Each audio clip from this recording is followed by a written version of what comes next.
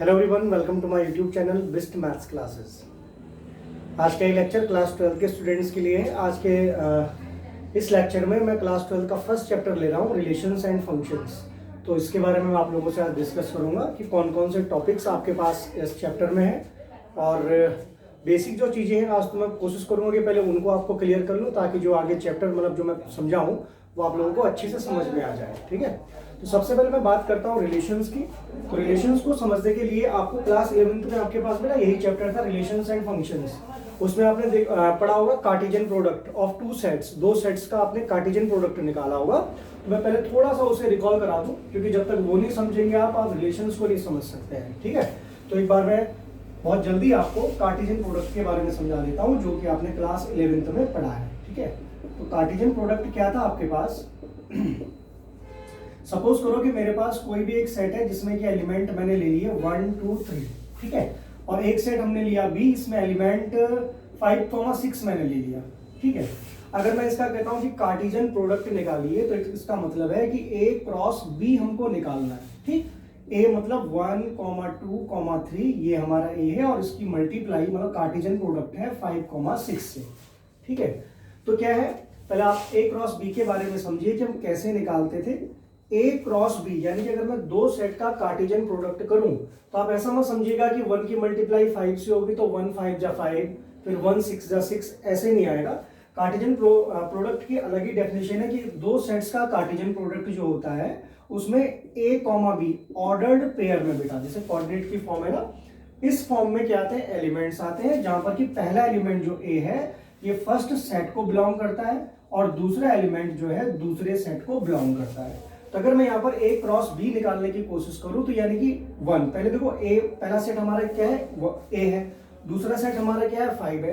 तो जो पहला एलिमेंट यानी कि ये जो मैं लिखूंगा ए, ये फर्स्ट सेट का लिखूंगा। तो 1 के साथ आप देखो बेटा क्या लिख सकते हो, 1 5, फिर आ जाएगा 1 6, फिर आपने लिया 2 5, फिर 2 से करो यहाँ 2 6। ठीक है, आप देख रहे होंगे कि पहला एलिमेंट ए सेट का है और दूसरा एलिमेंट जो है अच्छा 1 5 है बेटा।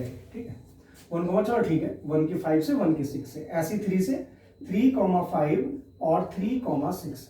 ये आपके पास कार्टेशियन प्रोडक्ट निकल के आ गई ए सेट और बी सेट, है ना, ए क्रॉस बी आपने निकाल दिया। ये मैंने क्यों समझाया, क्योंकि मैं बात करना चाह रहा था रिलेशंस पे। तो रिलेशंस आपने क्या देखा, अच्छा पहले एक छोटी सी बात और समझिए। आपने देखा कि क्या ए सेट में देखो कितने एलिमेंट थे, 3 एलिमेंट है। बी सेट में अगर मैं बात करूं तो बी सेट में जो नंबर ऑफ एलिमेंट है वो है 2। तो अगर मैं बात करूं आपसे कि बेटा ए क्रॉस बी में कितने एलिमेंट आए, आप गिन लो 1 2 3 4 5 6, या सीधे सीधे ऐसे देख लो कि ए में कितने एलिमेंट है 3, बी में कितने एलिमेंट है 2, यानी कि 6 हो गए। ठीक है, तो कहने का मतलब है कि number of element in A cross B is equals to कितने होंगे, number of element in A into number of element in B. ठीक है, ए और बी में जितने एलिमेंट है उनकी मल्टीप्लाई कर दो, उतने ही एलिमेंट आपके ए क्रॉस बी में होंगे। ठीक, तो ये तो रही आपके कार्टेशियन प्रोडक्ट की बात, जिसमें कि जो कि आपने क्लास 11th में भी पढ़ा है। और अगर किसी कारण से दिमाग में अगर ये टॉपिक मिस हो गया है तो याद आ गया होगा आप लोगों को। अब बात आती है रिलेशंस की। तो रिलेशंस आपकी बुक में वैसे ए का ए में ही रिलेशंस ज्यादातर है, ए का बी में मतलब दो अलग अलग सेट नहीं दे रखे हैं। बहुत कम क्वेश्चंस में ऐसा है जिसमें दो अलग अलग सेट दिए, लेकिन फिलहाल आपको ए और बी के हिसाब से बताऊं कि अगर मुझे ए और ए का बी में या ए का बी के साथ क्या रिलेशन है, अगर ये निकालना है तो सिंपल देखो बेटा, the relation from A to B is the, ध्यान देना जो मैं लिख रहा हूं यहाँ पे, subset of A cross B. मतलब अगर मुझे ए से बी में अगर रिलेशन देखना है तो होगा क्या, ए क्रॉस बी का ही सबसेट होगा। अब बेटा यहाँ पर देखो आपने ए क्रॉस बी जब निकाला तो इसमें आए देखो ये 6 एलिमेंट आए। मैं कहूंगा अगर कि ए क्रॉस बी के सबसेट कितने हुए, number of subsets of A cross B. तो आपने कहा सर देखो इसमें क्योंकि 6 एलिमेंट आ रहे हैं और क्लास 11th में ही आपने पढ़ा है कि अगर किसी सेट में n एलिमेंट होते हैं तो जो नंबर ऑफ सबसेट्स होते हैं वो कितने होते हैं, 2 टू द पावर n। यहाँ पर जैसे 6 है तो आपने कहा सर 2 टू द पावर 6 का मतलब ए में जितने एलिमेंट है इनटू बी में जितने एलिमेंट है। ठीक है, तो जब नंबर ऑफ सबसेट्स जो है ए क्रॉस बी में 2 to the power n A into n B है, ए और बी में जितने एलिमेंट है उनकी मल्टीप्लाई कर लेना। और यही बात मैं रिलेशन में कह रहा हूँ कि रिलेशन क्या होता है, ए क्रॉस बी का क्या होता है, कोई सबसेट होता है। तो कहने का मतलब है कि अगर मैं आपसे कहूँ कि नंबर ऑफ रिलेशंस जो है, number of relations from A to B, A से बी में कितने रिलेशन होंगे बेटा, तो कितने हो जाएंगे 2 टू द पावर, देखो number of relations from A to B, ये क्योंकि सबसेट्स के इक्वल है तो 2 to the power n A number of element in A into number of element in B. ठीक है, अब बात आती है कि जैसे ए क्रॉस बी है, अब मैं अगर आपसे कहूं कि बेटा इसके जरा सबसेट्स लिखिए, तो आप देखो जब इसमें 6 एलिमेंट आ रहे हैं तो 2 to the power 6, that means 32 इसके सबसेट्स होंगे। अब वो सबसेट्स कैसे लिखते थे आप, पहले आपने सिंगल सिंगल सिंगल एलिमेंट लिख दिए तो 6 एलिमेंट तो ये हो गए, फिर डबल करके लिखे, जैसे ये दोनों एलिमेंट, फिर इसके साथ ये, फिर दो दो करके लिख दिए तो आपके फिर बनेंगे, जैसे इसके साथ 1 2 3 4 5 पेयर बन जाएंगे। ठीक है ना, तो ऐसे आप सारे लिखेंगे सबसेट्स। टोटल कितने सबसेट आएंगे बेटा 32। अब एक बात ध्यान दीजिए कि वो जो 32 अलग अलग हमारे सबसेट आए, आपको एक बात पता होगी कि हर सेट अपना सबसेट होता है। अगर मतलब ए क्रॉस बी के मैं सबसेट लिख रहा हूं तो एक सबसेट तो इसका यही होगा सेम, ठीक है, और एक सबसेट होता है फाई। फाई आपको पता है कि हर सेट का क्या होता है, सबसेट होता है। तो कुछ स्पेशल है नहीं, बाकी तो चलो ये कि सिंगल सिंगल हमने लिया या डबल डबल हमने ले लिए, 3 एलिमेंट हमने ले लिए, 4 एलिमेंट या 5 एलिमेंट हमने ले लिए, वो तो डिफरेंट है। लेकिन दो सेट ऐसे होंगे, दो सबसेट ऐसे होंगे जो सब में कॉमन होंगे। एक तो वही सेट अपने आप का सबसेट होगा, ठीक है, और दूसरा फाई जो है, फाई भी ए क्रॉस बी का क्या होगा, सबसेट होगा। तो इस टाइप से जो मेरे पास रिलेशंस हैं, अगर मैं बात करता हूं बेटा टाइप्स ऑफ रिलेशंस में, तो दो रिलेशन तो हमारे स्पेसिफिक हैं, दो सबसेट क्योंकि स्पेसिफिक हैं, तो दो रिलेशंस हमारे पास स्पेसिफिक हो गए। नंबर पहला देखता हूं आपके पास कौन कौन से इसमें रिलेशंस दे रखे हैं। एक तो फाई हो जाएगा आपका, ठीक है, एम्प्टी रिलेशन जिसे हम कहेंगे। और अगर मैं सारे एलिमेंट, क्योंकि तुम्हें पता है कि बेटा ये ए क्रॉस बी अपने आप का भी सबसेट होगा, और जब अपना सबसेट है तो भाई रिलेशन क्या है, सबसेट ही तो होता है, ठीक है ना।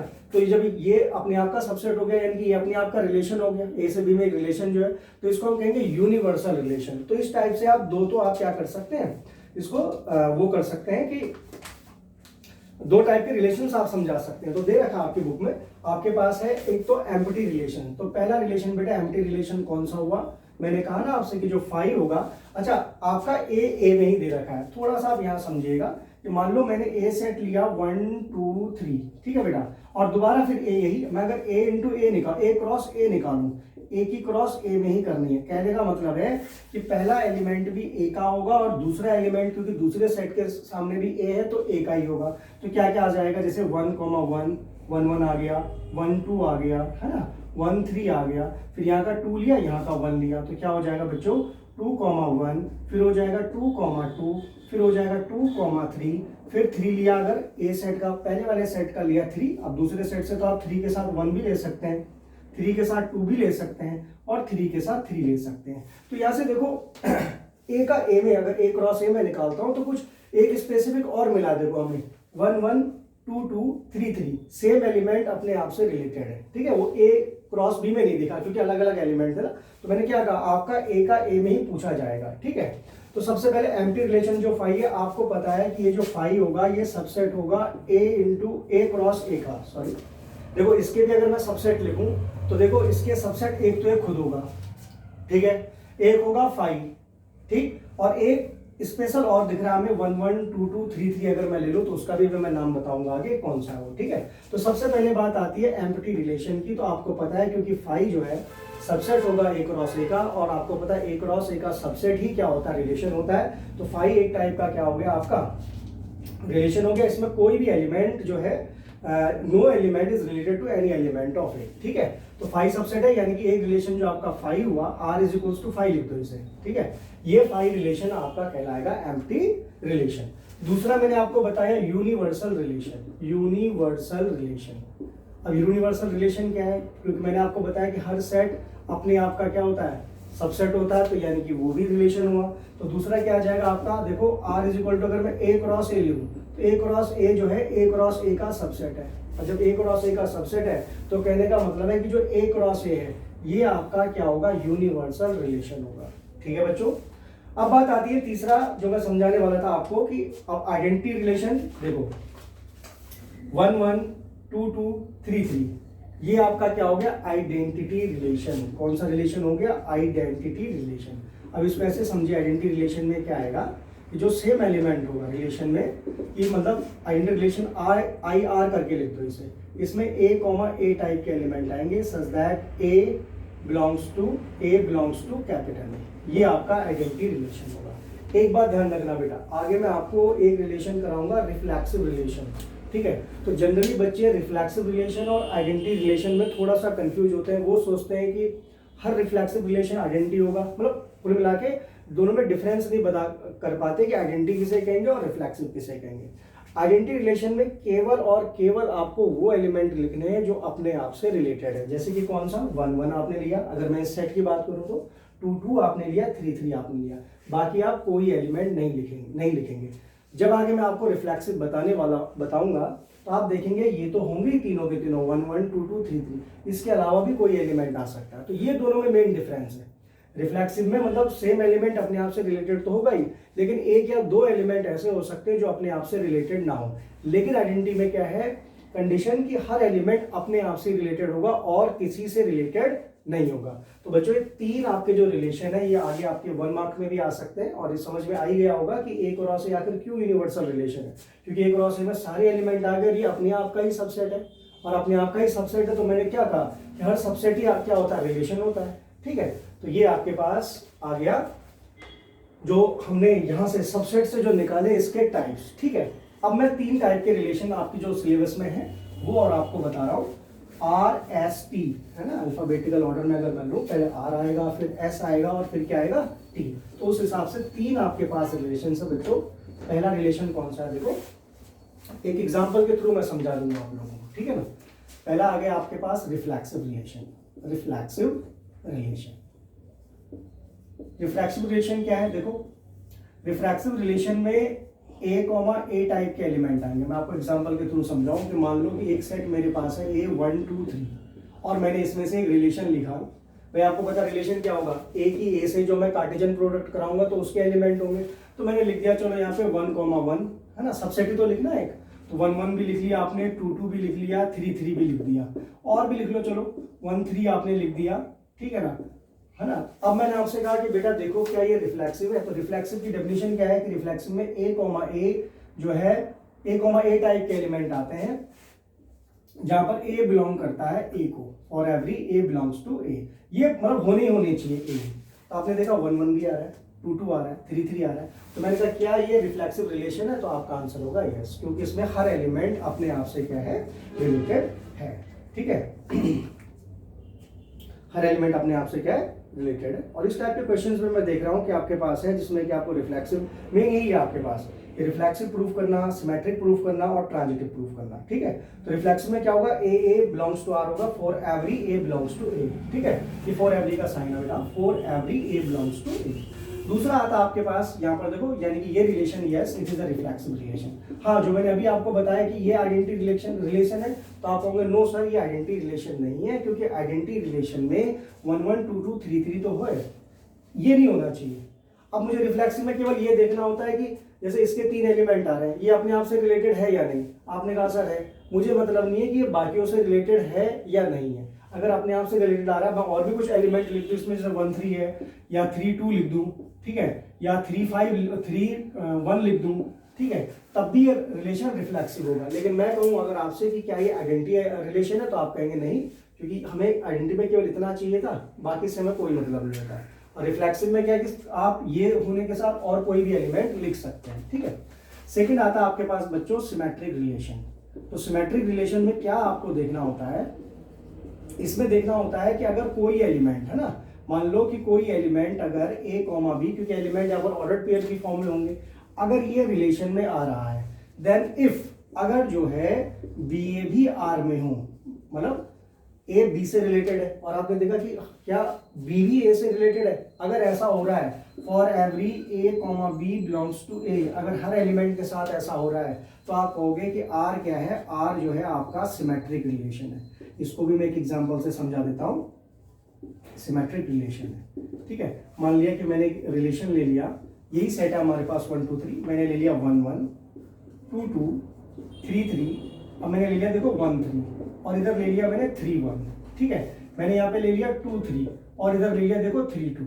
तो आपने कहा कि सर ये सिमेट्रिक होगा या नहीं, चेक करो जरा, 1 1 है, 1 1 से रिलेटेड है, अगर मैं इसका रेसिप्रोकल करता हूँ तो भी 1 1 आ ही रहा है, 2 2 से रिलेटेड है, उल्टा भी कर दोगे तब भी वही माना जाएगा, ये भी। अब देखो यहाँ पर 1 3 है, मैंने क्या लिखा कि अगर ए भी आर में आ रहा है तो बी ए भी आर में हो तो ही आप कहोगे कि ये सिमेट्रिक है। आपने देखा 1 3 आ रहा है और आगे आपने देखा कि हाँ 3 1 भी आ रहा है, देखो 1 3 का रेसिप्रोकल 3 1 भी आ रहा है, या अगर 2 3 है तो 2 3 है तो उसका उल्टा क्या है 3 2 भी है। तो हर एलिमेंट का आपने देखा, सबको देखना, ऐसा नहीं कि इसका आ रहा हो। अब मान लो कि यहाँ पर मैं लिखता 2 2 3 तो आ रहा है, 3 2 आ रहा है ना, हम लिख देते हैं यहाँ पे 3 1 भी लिख दिया मैंने, चलो ये नहीं होता मान लो, ठीक है। तो आप कहते हैं सर इसका रेसिप्रोकल है, इसका है, इसका, क्योंकि खुद ही अपने आप में उसका रेसिप्रोकल है, लेकिन इसका रेसिप्रोकल नहीं आ रहा है यहाँ पर, 2 3 है तो 3 2 नहीं आ रहा, तो उस कंडीशन में आप कहते हैं कि ये सिमेट्रिक नहीं है। फिलहाल तो यहाँ पर मैं 3 2 लिख देता हूँ, तो आपने कहा हाँ ये सिमेट्रिक है, ठीक है। अब तीसरा टाइप का रिलेशन आता है बेटा ट्रांजिटिव रिलेशन। ट्रांजिटिव रिलेशन क्या है, इसके लिए कंडीशन क्या है आपके पास, लेट कर लिया कि अगर ए बी से रिलेटेड है, मतलब ए बी जो है आर में आ रहा है एंड बी सी जो है आर में आ रहा है, मतलब ए रिलेटेड है बी से और बी रिलेटेड है सी से, एंड इफ, और अगर क्या होता है कि ए सी भी आर से रिलेटेड हो, ए और सी आपस में रिलेटेड हो, देन आप कहेंगे कि R is transitive relation. R क्या है, ट्रांजिटिव रिलेशन है। मेरी बात समझ में आई होगी, मैं एग्जांपल के थ्रू आपको समझाता हूँ। फिर वही सेट हमने लिया कि ए मैंने ले लिया, जैसे 1 2 3 ले लिया, और अब मैं एक रिलेशन ले रहा हूँ, देखो कुछ भी आप लिख लीजिए, जैसे आपने लिखा कि 1 2 से रिलेटेड है, 2 3 से रिलेटेड है।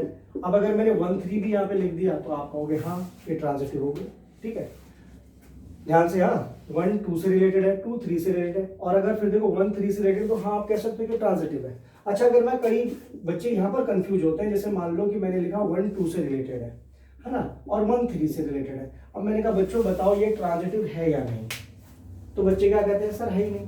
कारण क्या कि 1 2 से रिलेटेड, तो 2 से तो 3 रिलेटेड ही नहीं है, या 2 से कोई और एलिमेंट रिलेटेड होता तो हम देखते कि पहला और तीसरा आपस में रिलेटेड है या नहीं। लेकिन बेटा आप देखो, अगर 1, मतलब अगर आप सपोज करो कि इसको ए ले लो और इसको बी, ए बी से, ए और बी का रिलेशन है, अब लेकिन यहाँ पर ये कुछ और ही आ रहा है, चलो इसको ए ही मान लो, ए और इसको सी मान लो, तो हम तो चेक ही नहीं कर पा रहे ना, हम ट्रांजिटिविटी चेक ही नहीं कर पा रहे। तो वहां पर 90% बच्चों का आंसर होता है कि जहां पर हम ये, मतलब ये कंडीशन ही नहीं मिल पाती उन्हें कि ए बी से रिलेटेड है, बी सी से रिलेटेड है, तो वो कहते हैं सब जब यही कंडीशन नहीं है तो ए सी तो हम ढूंढेंगे कहाँ, तो वो कहते हैं कि ट्रांजिटिव नहीं है। लेकिन आप लोगों को ध्यान रखना है कि जब भी ये कंडीशन वायलेट होती है, ठीक है, अगर आपको मतलब ए बी से रिलेटेड है और बी सी से रिलेटेड मिलता ही नहीं है, ठीक, तब भी आपका रिलेशन ट्रांजिटिव होगा। ये बात ध्यान रखिएगा। इस बात को मैं इसलिए कह रहा हूं क्योंकि बच्चे जनरली, अगर मैं ये देता हूं कि बेटा ट्रांजिटिव है, तो no sir it is not transitive relation. कारण क्या कि ए बी है, बी सी तो हमें मिल ही नहीं रहा, तो हम ए सी कहां से ढूंढेंगे, ठीक है। तो ट्रांजिटिव में क्या बेटा, ए बी से रिलेटेड है, बी सी से अगर रिलेटेड हो तो आप देखना कि ए और सी रिलेटेड है या नहीं है, ठीक है। और कहीं पर हम चेक कर सकते हैं और चेक नहीं कर सकते। बाकी आपको मैं क्वेश्चन के थ्रू समझा दूंगा, ठीक है। कुछ क्वेश्चन इसमें ऐसे हैं कि लैंग्वेज वाले हैं, थोड़ा बच्चों को इसीलिए चैप्टर थोड़ा सा अटपटा सा लगता है, लेकिन अगर आपके बेसिक क्लियर है, आपको क्या करना है मैं आपको पहले ही बता दूं कि जब भी वो रिफ्लेक्सिव, सिमेट्रिक और ट्रांजिटिव पूछेगा तो आप रिफ्लेक्सिव की ये कंडीशन जरूर लिखेंगे, सिमेट्रिक की यहाँ तक कंडीशन लिखेंगे, ट्रांजिटिव की यहाँ तक कंडीशन लिखेंगे, ठीक है। अगर आपको इसके अलावा, अगर आप जैसे रिफ्लेक्सिव प्रूफ किया, अगर आप एक एग्जांपल दे देते हैं, या सिमेट्रिक में भी एक एग्जांपल दे लेते हैं, ट्रांजिटिव में भी एक एग्जांपल दे लेते हैं, तो समझ लीजिए कि पूरे मार्क्स आपको मिल रहे हैं। कई बार तो बिना एग्जांपल के भी क्या हो जाता है, मार्क्स मिल जाते हैं। एग्जांपल नहीं भी दिया आपने, आपने बता दिया, मैं अगर पूछ रहा है सिमेट्रिक है या नहीं, आपने कहा कि ए बी बी सी जो है आ रहे हैं और ए सी जो है ये भी आर में है, for every A comma B comma C belongs to A, ठीक है। तो बात तो सही है भैया कि सारे एलिमेंट आ रहे हैं, आपने लिख दिया कि हर एलिमेंट पे अप्लाई हो रहा है, तो ट्रांजिटिव होगा। अब चाहे आप एग्जांपल लिखिए या ना लिखिए, लेकिन सही तरीका मैं आपको बताऊं कि अगर आप एग्जांपल दे देते हैं तो वो बहुत बढ़िया, मतलब बहुत सही इंप्रेशन जाता है एग्जामिनर पे, ठीक है। तो हाँ, एक बात और, अगर कोई रिलेशन, बेटा कई बार आपके पास क्वेश्चन आता है इक्विवेलेंस रिलेशन का, इक्विवेलेंस रिलेशन। तो इक्विवेलेंस रिलेशन क्या होता है, अगर एक रिलेशन जो है रिफ्लेक्सिव भी है, सिमेट्रिक भी है और ट्रांजिटिव भी है, ट्रांजिटिव भी है, मतलब अगर ये तीनों हों ट्रांजिटिव, तो ऐसा रिलेशन आपका इक्विवेलेंस रिलेशन कहलाता है। कई बार वो शो करवाएगा आपसे, प्रूव करवाएगा कि प्रूव करो कि ये जो रिलेशन मैंने गिवन वाला आपको दिया है ये रिलेशन इक्विवेलेंस है। तो उस कंडीशन में आपको क्या शो करना पड़ेगा, you have to show that the given relation is reflexive, symmetric as well as transitive also. ठीक है, तो ये आपको प्रूव करना होगा। ठीक है, आप कुछ क्वेश्चन से हम लेते हैं, वहां से आप ज्यादा समझ में आप लोगों को आएगा। ठीक है, ये एक्सरसाइज है आपकी 1.1 में स्टार्टिंग से ही क्वेश्चन यही है कि रिफ्लेक्सिव, सिमेट्रिक और ट्रांजिटिव प्रूव कराने वाले। ठीक है, तो यहाँ से आप लोग थोड़ा और अच्छे से मैं तो कहूँगा समझ जाएंगे। देखिए पहला क्वेश्चन क्या है कि relation R in a set, a set आपको दे रखा है 1 से लेकर बच्चों और ये गया है 14 तक, इसमें 1 से लेकर 14 तक के नंबर आते हैं और कह रहा है कि जो रिलेशन आप लोगे उसमें इस टाइप के एलिमेंट लेना, एक्स वाई टाइप के एलिमेंट आएंगे। ठीक है, सच दैट कि पहले वाले के 3 टाइम्स में से दूसरा नंबर अगर मैं इसका 3 टाइम्स करूं और ये माइनस करूं तो कितना आ जाए, 0 आ जाए। ठीक, और थोड़ा सा ये रहता है कि बच्चे देखते हैं जैसे 1 लिया है ना, 1 यहाँ पे लिया तो उसका 3 टाइम्स 3, तो 3 में से क्या माइनस करोगे कि 0 आ जाए, 3 ना, 3 में से 3 माइनस करोगे 0। सिंपल तरीका क्या है कि यहाँ से जो है 3x इज इक्वल्स टू क्या कर दो, y की वैल्यू निकाल लो। ठीक है, अब देखो मेरे r में कौन कौन से एलिमेंट आए भाई। x के सामने अगर मैं लेता हूँ 1, x के सामने मैंने 1 वैल्यू ली है ना, ये तो इंडिपेंडेंट हो गया x, y क्योंकि x की वैल्यू पे डिपेंड कर रहा है तो y डिपेंडेंट वेरिएबल है। यहाँ x के सामने आप कोई भी वैल्यू लगा सकते हो 1 से लेकर 14 तक, लेकिन इसमें कंडीशन क्या है कि x y दोनों के दोनों r के होने चाहिए एलिमेंट ना। तो कौन कौन से लगा सकते हैं वो देखिए। अगर आपने x के सामने 1 लगाया तो y की वैल्यू कितनी आई बच्चों, 3 आ गई। x के सामने 2 लगाया आपने तो y की वैल्यू हो जाएगी 3 2 जा 6। x के सामने 3 लगाया तो y की वैल्यू हो जाएगी 3 3 जा 9। 4 लगाया x के सामने तो 4 3 जा 12। 5 लगाया x के सामने तो 5 3 जा 15। अब बेटा आप x के सामने 6 नहीं लगा सकते, कारण क्या है कि अगर आप x के सामने 6 पुट करेंगे तो 6 3 जा 18। अब 18 बताओ, क्योंकि आपको पता है कि ये रिलेशन a से a में ही चल रहा है तो जो भी एलिमेंट होंगे वो एक ही आने चाहिए। अब 18 तो यहाँ दिख ही नहीं रहा मुझे a में, तो आप केवल यहीं तक लगाएंगे 5,15 तक। ठीक है बच्चों, ये आपका 5,15 तक हो गया, ये आपके एलिमेंट आ गए R में। अब इसको देख के बताना है कि बताओ रिफ्लेक्सिव है, सिमेट्रिक है, क्या है। तो सबसे पहले रिफ्लेक्सिव की अगर मैं बात करूं तो मुझे क्या दिख रहा है भाई, रिफ्लेक्सिव कब होगा, जब ए सेट है तो 1 1 2 2 3 3 सारे 14 तक होने चाहिए थे, लेकिन कहाँ है, यहाँ पर तो एक भी नहीं दिख रहा, और एक आध होता भी उससे फर्क नहीं पड़ता, सारे के सारे एलिमेंट अपने आप से रिलेटेड होने चाहिए थे, नहीं आ रहे हैं। तो आप कैसे लिखेंगे, since a does not belongs to r for every a belongs to capital, ये देखो मेन कंडीशन हो गई। सो आप लिखेंगे r इज नॉट रिफ्लेक्सिव। हालांकि काम आपका यहीं पर हो गया, लेकिन मैं आपसे पहले भी कह रहा था कि एक एग्जांपल अगर आप दे देंगे तो बहुत बढ़िया। तो एग्जांपल में आपने देखा कि 1 1 2 2 है ना, does not belongs to r में बिलोंग नहीं कर रही है, आप ऐसे लिख दो 1 1 does not belongs to r, 2 2 does not belongs to r, ये आपने एग्जांपल भी दे दिया तो बहुत अच्छा इफेक्ट पड़ेगा। सेकंड अगर मैं आपकी बात करूं सिमेट्रिक की, तो सिमेट्रिक में क्या है, हर एलिमेंट जो है उसका रेसिप्रोकल भी होना चाहिए। अब 1 3 है तो आप ढूंढते रह जाओगे, आपको 3 1 नहीं मिलेगा। अगर 1 3 से रिलेटेड है, 3 1 से भी होता है। मैंने आपको रिफ्लेक्सिव में क्या बताया था, लेट कि अगर ए बी जो है आर में बिलोंग कर रहा है, आर में है मतलब, and if let A B belongs to R, but आपने क्या देखा कि बी ए जो है, अगर बी ए भी आर में आता तो आप कहते कि सिमेट्रिक है, लेकिन बी ए तो आर में आ ही नहीं रहा। देखो 1 3 है तो 3 1 नहीं है, but B A does not belongs to R, so R is not symmetric. ये क्या होगा, सिमेट्रिक नहीं होगा बच्चों, सिमेट्रिक। एक एग्जांपल और दे देंगे अगर आप, एग्जांपल में आपने लिखा कि सिंस 1 3 बिलोंग करता है आर को, but 3 1 does not belongs to R. बस एग्जांपल दे दिया, खत्म। ठीक है, एक ही एलिमेंट हमारे, क्योंकि सिमेट्रिक है तो सारे एलिमेंटों का रेसिप्रोकल होना चाहिए, एक का ही नहीं है तो हो गया। ठीक है, अब आती है बात बेटा ट्रांजिटिव। ट्रांजिटिव में देखो A B B C R में होने चाहिए, तो ए सी आपको देखना आर में आ रहा है नहीं। ठीक है, 1 3 यानी कि बी हमारा क्या है, बी पे डिपेंड करता है, ये ए समझ लो, इसको बी, ए बी। अब 3 वाला देखो बी सी, देखो हाँ बच्चों, इसको ए समझ लिया, ए बी।